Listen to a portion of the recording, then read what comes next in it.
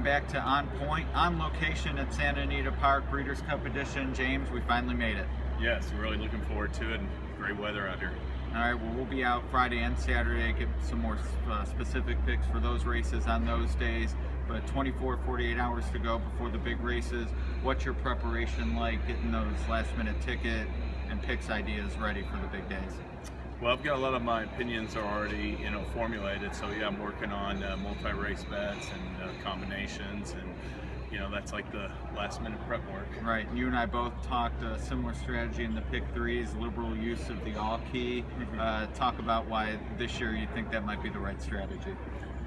Well, because I just think that it's going to be ripe for some upsets in some of these spots, especially the fields that don't have like standouts. You have a lot of like 10, 12, 14 horse fields, and like we had talked about beforehand, like using like A's, in two spots along with all, and then I can play multiple tickets for like that for $1 in the pick threes, and it's affordable and opportunity to catch a big long shot. Yeah, and for me, I did that piece on the multi-race payouts in the Breeders' Cup, and I just already been through the card several times.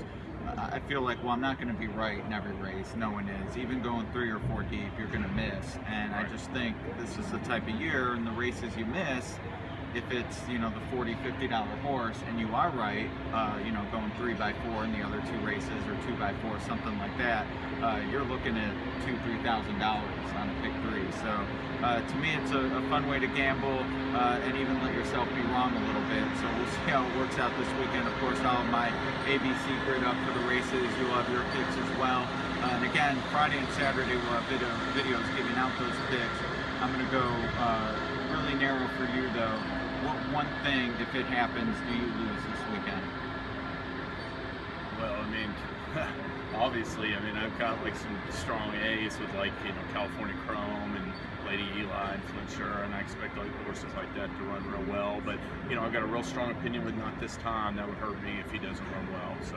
All right, for me, the one I'm against that some people are betting is Run Happy.